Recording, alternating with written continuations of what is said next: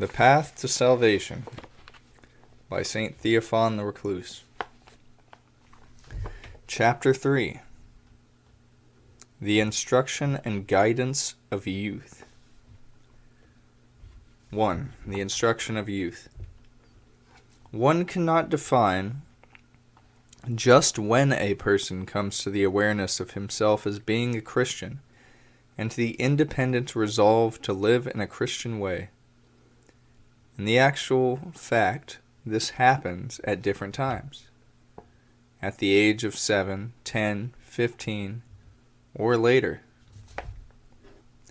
It may be that the time of study comes before this, as usually happens.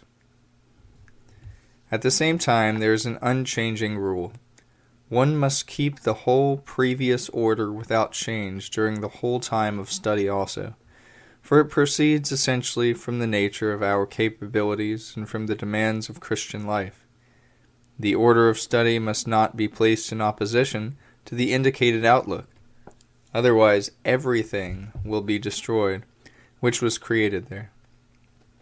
That is, one must preserve young students, just like infants, by means of the piety of everything surrounding them, by means of church life and the mysteries, and likewise one must act upon their body, soul, and spirit. At the same time, practically speaking, to the teaching itself one must add only this: let instruction be so arranged that it will be evident what is the main point and what is secondary. This idea is easiest to imprint through a division of the objects of study and the time for them. Let the study of faith be considered the chief thing. Let the best time be assigned to works of piety, and in case of conflict let them take the first place over learning.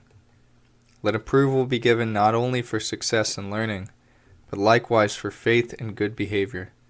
In general, one must so dispose the mind of pupils that they do not lose the conviction that our chief work is the pleasing of God, and that learning is a secondary quality, something incidental, which is good only during the present life. This is why it should not be at all placed so high and in such an attractive form that it will occupy all one's attention and absorb all one's concern. There is nothing more poisonous or ruinous for the spirit of Christian life than such learning and an exclusive concern for it. It casts one straight into coldness, and then can keep one forever in it, and sometimes it also adds to this an immoral life, if there are conditions which are favorable for this. The second thing to which attention should be given is the spirit of the instruction or of the attitude toward the object of study. It should be placed as an unfailing law that every kind of learning which is taught to a Christian should be penetrated with Christian principles and, more precisely, orthodox ones. Every branch of learning is capable of this approach, and it will be a true kind of learning only when this condition is fulfilled. Christian principles are true beyond doubt. Therefore, without any doubting, make them the general measuring stick of truth. It is a most dangerous error among us that subjects of learning are taught without attention to the true faith. One allows oneself free thinking and even lying under the supposition that faith and learning are two spheres which are quite distinct. On the contrary, we have a single spirit. It receives learning and is imbued with its principles just as it receives faith and is penetrated by it. How is it then possible that these two spheres should not come into contact here, whether favorable or unfavorable? At the same time, the sphere of truth is one. Therefore, why pound into the head that which is not from this sphere? If instruction will be conducted in this manner, so that faith together with life in the spirit of faith might dominate in the attention of pupils, both in the manner of studying and in the spirit of instruction, and there is no doubt that the principles placed in childhood not only will be preserved, but will increase, be strengthened, and come to a corresponding maturity. And what a good effect this will have! If one will put in such order the upbringing of a child from his first years, then little by little the character which his whole life should have will be revealed before him, and he will grow more accustomed to the thought that upon him there lies the obligation given by our God and Savior to live and act according to his decree, that all other deeds and occupations are lower than this, and have a place only for the course of the present life, and that there is another dwelling place, another homeland toward which one must direct all one's thoughts and all one's desires. In the natural course of the development of one's capabilities, everyone naturally comes to the awareness that he is a man. But if to his nature there is engrafted the new principle of the grace of Christianity at the very moment when a person's powers and their movements are awakened, in baptism, and if then, in all the points of the development of these powers, this new principle not only does not yield first place, but on the contrary always prevails and gives, as it were, the form to everything, then when a man comes to full awareness, he will find himself at the same time acting according to Christian principles, and will find himself to be a Christian. This is the chief aim of a Christian upbringing, that a man as a result of this might say within himself that he is a Christian. And if, when he comes to full awareness of himself, he will say, I am a Christian, obliged by my Savior and God to live in such a way so as to be vouchsafed the blessed communion with him, and with his chosen ones in the future life. Then in the very midst of his independent existence, or the unique, rational ordering of his life, he will place for himself at his first and essential duty to preserve in an independent way and to warm the spirit of piety in which he previously walked under the guidance of others. 2. Conscious acceptance of the yoke of Christ. It has already been noted that there must be a special moment when one must intentionally renew in one's awareness all the obligations of Christianity and place upon oneself their yoke as an unfailing law.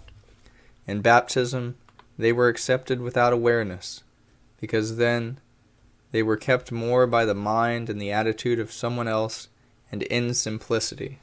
But now one must consciously place upon oneself the good yoke of Christ, choose the life of Christianity, and exclusively dedicate oneself to God, so that later, all the days of one's life, one might serve him with enthusiasm. Here only does a man begin the Christian life. It existed in him previously also, but one may say it proceeded not from his own activity, nor from his own person. Now he himself, in his own person, begins to act in the spirit of a Christian. Before this, the light of Christ was in him like the light of the first day of creation, which came not only from one central source, but was diffused. But just as centers had to be provided for the light, drawing it to the suns and planets, so also this spiritual light must be gathered together around the central point of our life, our consciousness. A man becomes entirely human when he comes to the self-awareness and independence of mind, when he becomes the complete master and commander of his own ideas and deeds, and holds certain ideas not because others have given these to him, but because he himself finds them to be true. A man, when he becomes a Christian, still remains a man, and therefore in his Christianity he must also be rational. Only this rationality he should turn to the prophet of holy faith. Let him become rationally convinced that the holy faith which he confesses is the only faithful path of salvation, and that all other paths, which are not in agreement with it, lead to perdition. It is no honor to a man to be a blind confessor. He must be a conscious confessor, so that acting in this way, he acts as he should. All this he does when he consciously places upon himself the good yoke of Christ. Only here does one's personal faith, or one's good life, according to faith, become firm and unshakable. One will not be scandalized by a bad example, will not be attracted by empty thoughts, because he is clearly conscious of the obligation of thinking and acting already in a definite way. But if he has not become conscious of this, then just as previously a good example inclined him to follow it, so now a bad example can dispose him to do what is bad, can draw him to sin. Just as the good thoughts of others previously possessed his mind easily and without protest, so now evil thoughts take possession of him. In experience, it is evident how precarious is the confession of faith and goodness of life in a man who previously has not become conscious of himself as a Christian. He who encounters few temptations will continue to mature longer in simplicity of heart, but one who cannot escape them will stand before great danger. We see in the lives of all who were preserved the grace of baptism that there was in these lives a moment when they decisively dedicated themselves to God. This is indicated by such words as, "He became inflamed in spirit. He was ignited by a divine desire." Let him who has become conscious of himself as a Christian, or has consciously decided to live in a Christian way, himself now preserve with all care the perfection and purity of life which he has received at a younger age, just as others have preserved this life before him. There is no need to offer special rules as a guide for him. In this respect, he is the same as one who is repenting and, having abandoned sin, has enthusiastic resoluteness to live in a Christian way. Therefore, from now on, he should be guided by the same rules already mentioned above. The difference between this kind of person and the one who has repented is on the way to perfection, is already clear without any explanation. Now we must make several very important warnings, which refer exclusively to youth. How good and saving it is not only to be directed in a Christian way in one's upbringing, but also later to acknowledge oneself and decide to be a Christian before entering upon the years of mature youth. This is essential in view of the great dangers to which a youth is inevitably subjected. 1. From the very nature of his age, and 2. From the great temptations which occur throughout youth. 3. The turbulent period of youth. The river of our life is interrupted by the turbulent period of youth. This is a time when the life of the body and the spirit is boiling at full steam. A child, a boy, lives quietly. A mature man has few violent shocks, and those who are adorned with gray hairs are already inclined to repose. It is only youth that is boiling with life. One must have a very strong foundation so as to stand firm at this time against the shocks of waves. The very disorderliness and impulsiveness of the movements of this age are dangerous.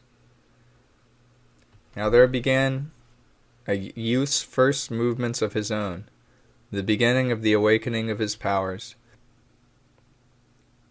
and they have for him a great fascination. By the power of their influence, they crowd out everything that had earlier been placed in the mind and the heart of the boy. What was before becomes for him a dream, a prejudice. Only his present feelings seem true, and only they seem to have actuality and significance. However, if before these powers are awakened, the boy has bound himself to the obligation of confessing and living as a Christian, then all the new impulses, being secondary, will be weaker and give way more easily to the demands of the earlier impulses he felt, because the latter are older, have already been tested and chosen by the heart, and, the chief thing, have been made firm by a vow. A youth absolutely wants to keep his word. But what can one say to someone who not only does not love Christian life and truth, but has never even heard of it? In this case, he is a house without protection, given over to robbery, or a dry branch given over to burning in a fire. When the arbitrariness of youthful ideas throws a shadow of doubt on everything, when the arousal of the passions is causing a mighty disturbance in him, when the whole soul is filled with tempting thoughts and movements, the young man is in fire. Who will give him a drop of dew to cool him, or give him a helping hand, if there is not a voice from his own heart that speaks for truth, for goodness, and for purity?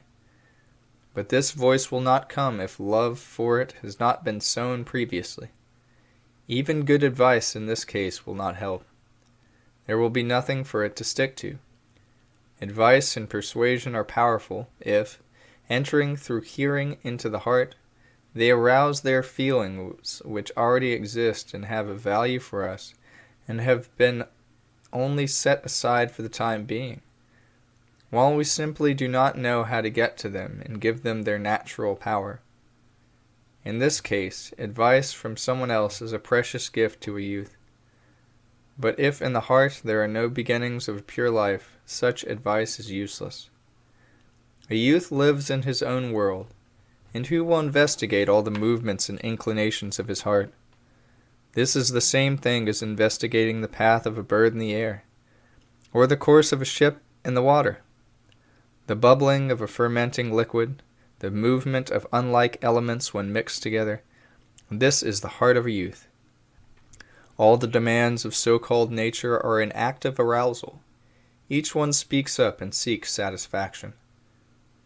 There is present a disorder in our nature, and so the coming together of these voices is like the disorderly cries of a noisy multitude.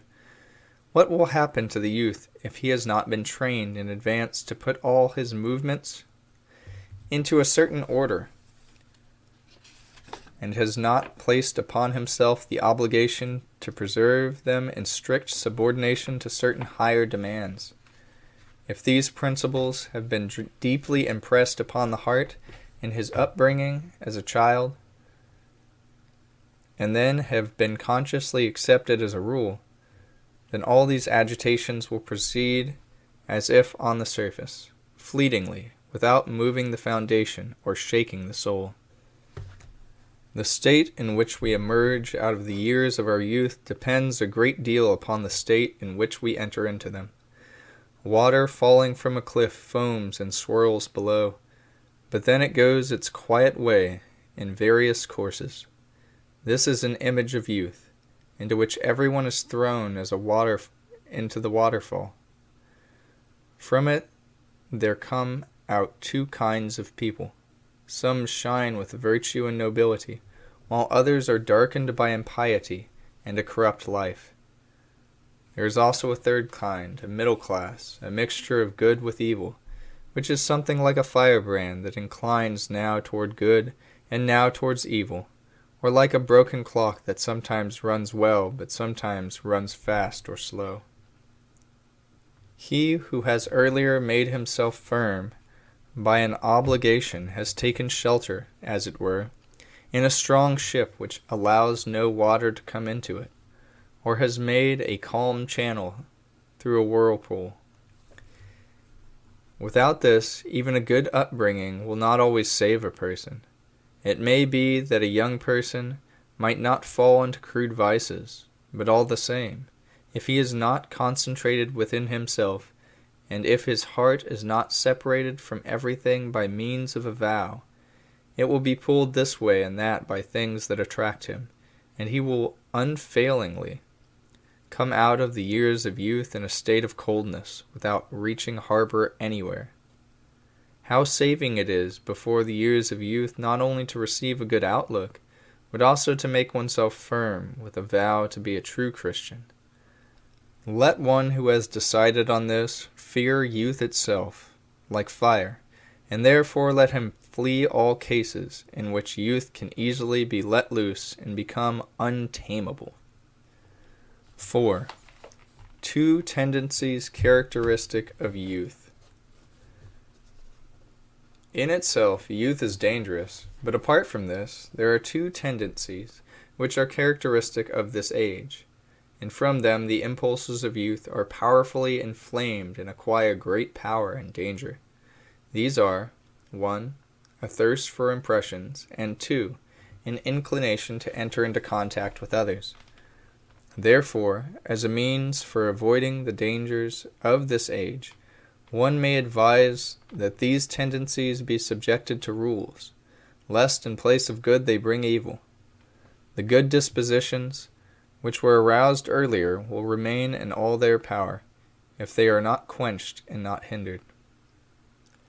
The thirst for impressions. The thirst for impressions gives a certain impetuosity and uninterruptedness, a variety to the activities of a youth. He wishes constantly to test himself, to see everything, to hear everything, to be everywhere. You can look for him wherever there is a glitter for the eyes, a harmony for the eyes, an open space for movement. He wishes to be under an uninterrupted stream of impressions, always new and therefore various. He does not like to sit home, does not like to stay in one place, does not like to concentrate on only one activity. His element is enjoying himself. But this is not enough for him. He is not satisfied with an actual testing of himself, but wishes to assimilate and, as it were, transfer what others have felt, how others have acted by themselves, or in circumstances similar to his own. Then he throws himself into books and begins to read. He goes through one book after another, often without even understanding their contents. He is chiefly interested in finding an effect, no matter what kind of thing it might be or what it might touch on. Something new, picturesque, sharp.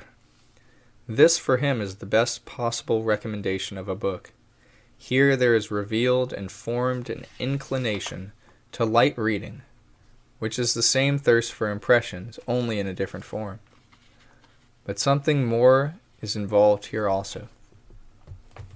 A youth becomes bored with reality because it somehow binds him from the side. It ties him down and encloses him too much within definite limits, whereas he is seeking a kind of freedom. Thus he often tears himself away from reality and goes off into a world he has created for himself, and there he begins to act in glory. Fantasy builds for him whole histories, where for the most part the hero is his own person. The youth is only entering into life. Before him there is a deceptive, enticing future. In time he will have to take part in it. But what will he be? Can one not draw aside this curtain and take a look? Fantasy, which is very active at this age, does not tarry with its satisfactions. Here, daydreaming manifests itself and develops in such actions.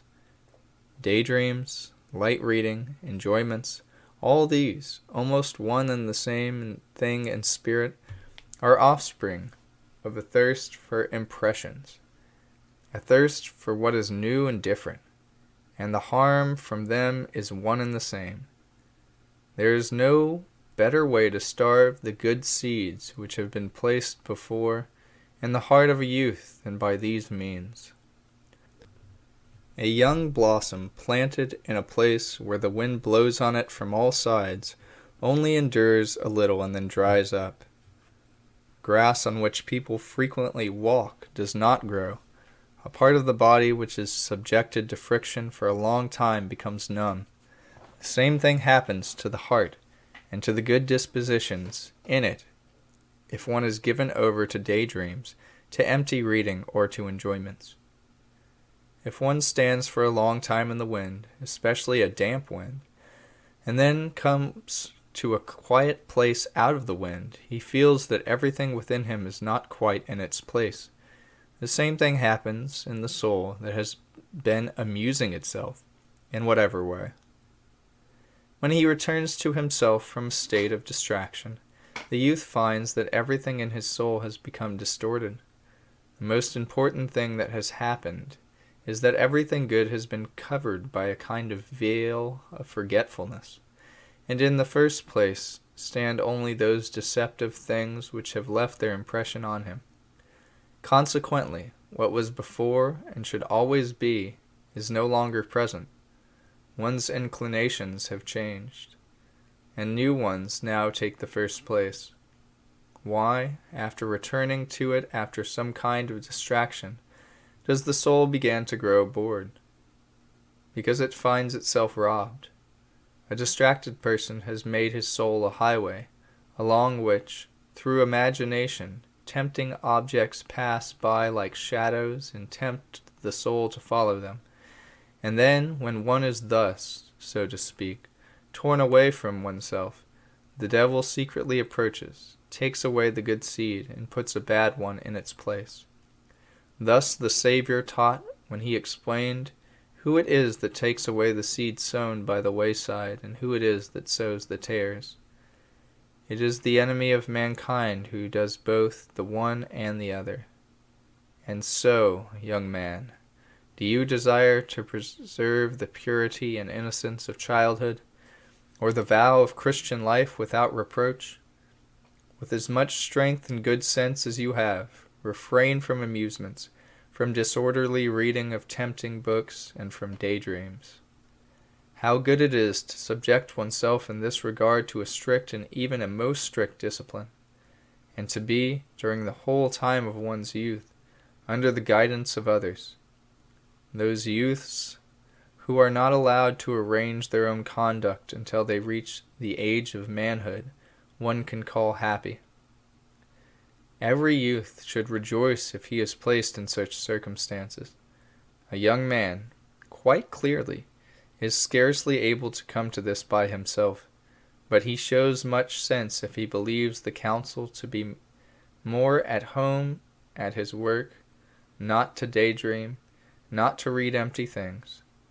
Let him avoid amusements by love of labor, and let him avoid daydreaming by serious occupations under guidance.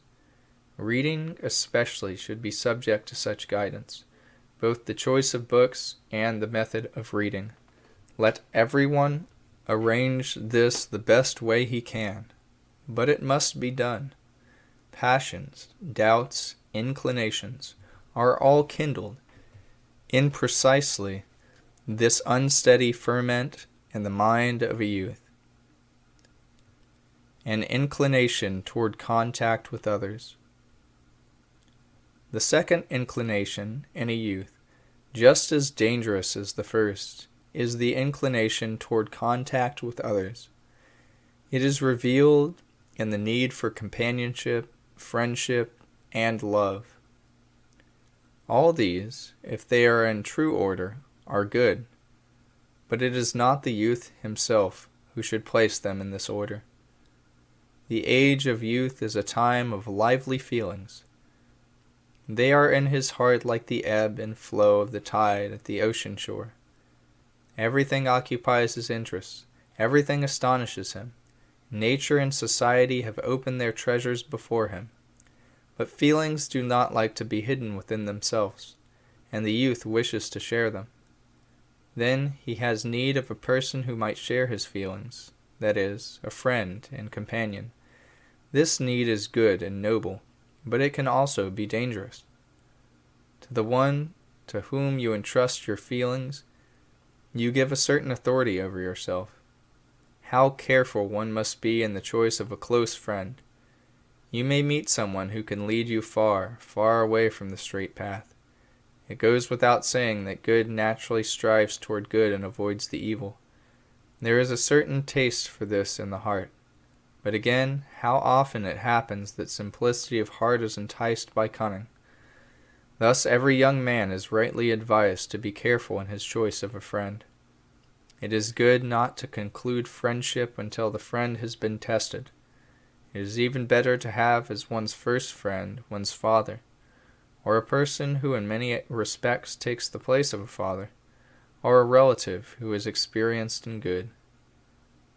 For one who has resolved to live in a Christian way, the first friend given to him by God is his spiritual father. Converse with him, entrust your secrets to him, ponder what he says, and learn. Under his guidance with prayer, God will send some other friend also, if it is necessary. There is not as much danger in friendship, however, as there is in companionship. Rarely do we see real friends, but more often just acquaintances and friends in the loose sense. And here how much evil is possible, and how much there really is.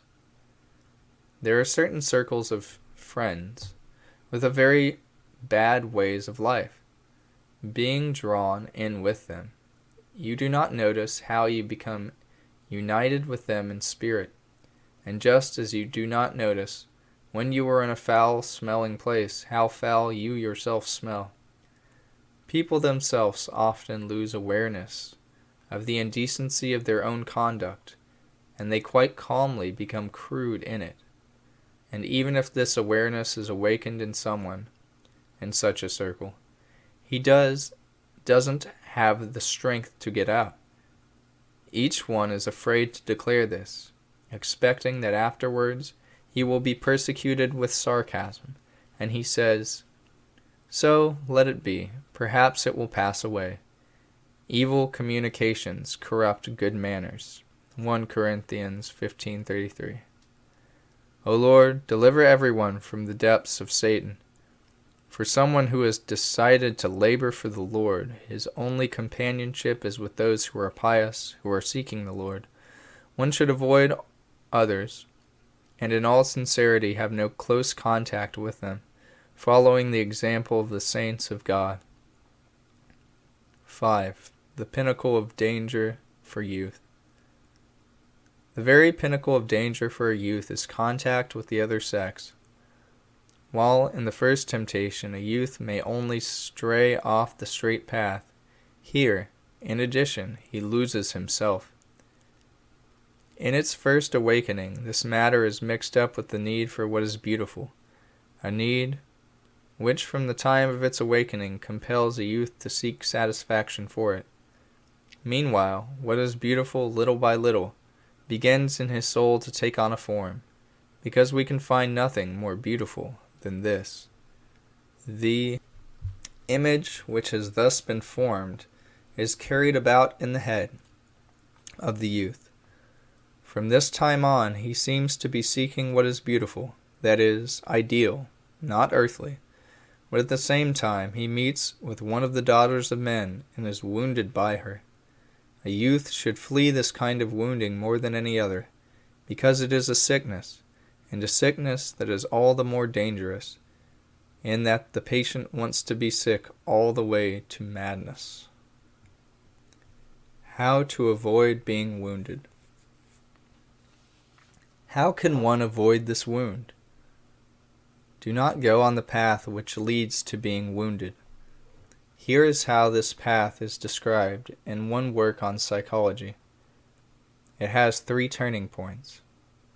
1. At first there is awakened in the youth some kind of painful feeling. What it is about and where it comes from, he does not know, which expresses itself in the special feeling that he is alone. This is a feeling of loneliness. From this feeling there is immediately produced another feeling, a certain pity, tenderness, and attention to oneself. Before this he lived as if not noticing himself, but now he turns to himself, examines himself, and constantly finds that he is not bad, that he is not worse than others. He is a person of some value.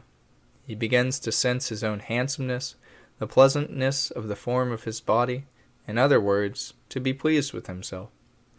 This is the limit of the first movement of temptation toward himself. From this time on, the youth turns to the outward world. 2. This entrance into the outward world is animated by the conviction that he must be pleasing to others. With this conviction he boldly and, as it were, victoriously goes out into the arena of activity and, perhaps for the first time, makes for himself a law to be neat, clean, orderly, even elegant. He begins to wonder, or to seek companions, seemingly without any definite aim, but in accordance with a secret inclination of his heart, which is seeking something. At the same time, he tries to show how smart he is, how pleasant he is in contact with others, how kind and attentive he can be, and, in general, everything by which he hopes to be liked by others.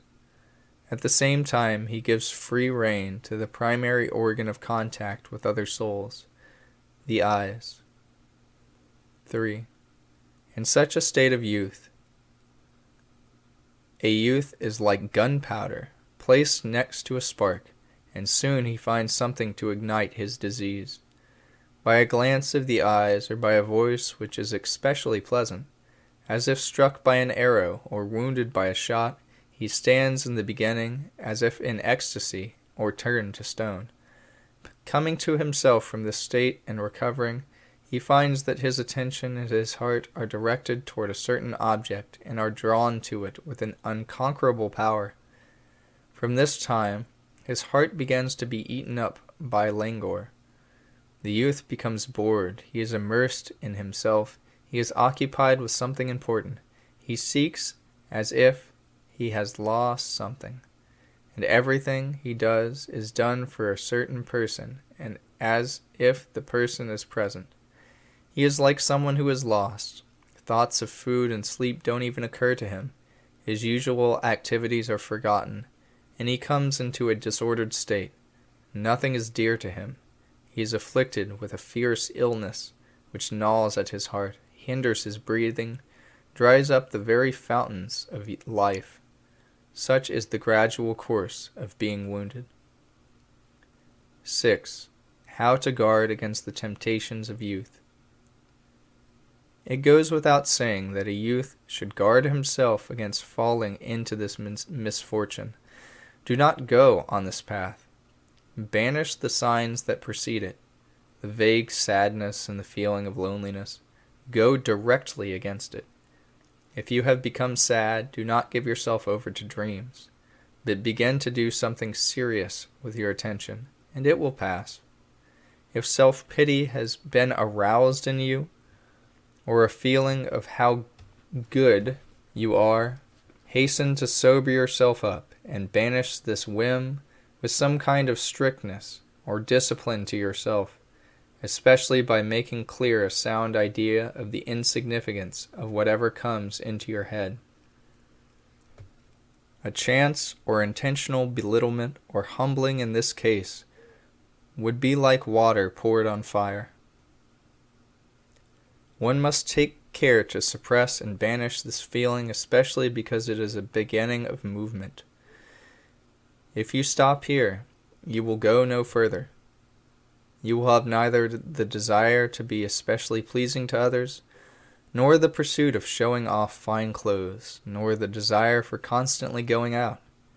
If they break through, fight with them. The best protection in this lies in a strict discipline in everything, in bodily labor, and even more in the labor of the mind. Increase your studies. Sit at home. Do not give yourself over to amusements. If you go out, then guard your senses, avoid the other sex, and, the chief thing, pray. Besides these dangers which come from the attributes of youth, there are two more. First of all, an outlook that exalts to the heavens rational knowledge, or one's own understanding. A youth considers it a privilege to place a shade of doubt upon everything, and to set aside everything which does not correspond with the measuring stick of his own understanding. By this alone he cuts off from his heart the whole attitude which comes from faith in the Church, and remains alone, seeking substitutes for what has been abandoned. He throws himself into theories which are fabricated without any correspondence to divine truth. He entangles himself in these, and banishes from his own mind all truths of faith. The disaster is even greater if the occasion for these theories is given in the schools, and if such a spirit is the prevailing one there. People today think to gain possessions of the truth, but they only gather together foggy ideas, empty and fantastic, and for the most part even contradicting common sense. But these ideas attract the inexperienced and become an idol for a curious youth. Secondly, there is a worldly outlook. Even though it might present itself as something profitable, when this prevails in a youth it is ruinous. It is marked by a life according to the impressions of one's senses, by a condition in which a person remains very little within himself, but is almost always outside of himself, whether in fact or in dreams. With such an outlook one hates the inward life, and those who speak about it and live by it. True Christians, for them, are mystics who are confused in their understanding, or are hypocrites, and so forth. Their understanding of truth is hindered by the spirit of the world, which is present in the circles of worldly life which a youth is allowed unhindered, and is even advised to come into contact with. By this conduct, the world, with all its corrupt concepts and customs, is pounded into the receptive soul of a youth who has not been warned ahead of time, and has not prepared to stand against it. He is just forming his outlook on life, and this worldly spirit becomes stamped on him as on wax, and he involuntarily becomes its child. But to be such a child is contrary to being a child of God in Christ Jesus. And so, here are the dangers for youth, from being young, and how difficult it is to resist. But for one who has been raised up well and has decided to dedicate himself to God before the years of youth, this age is not so dangerous. He needs only to endure a little, and then there will come the most pure and blessed repose. Only keep the vow of pure Christian life during this time also, and afterwards you will live with a certain holy, unshakable firmness. Whoever has gone without danger through the years of youth has, as it were, sailed across a stormy river, and, looking back, he blesses God. But someone else, with tears in his eyes, turns back in regret and curses himself. You will never recover what you have lost in your youth.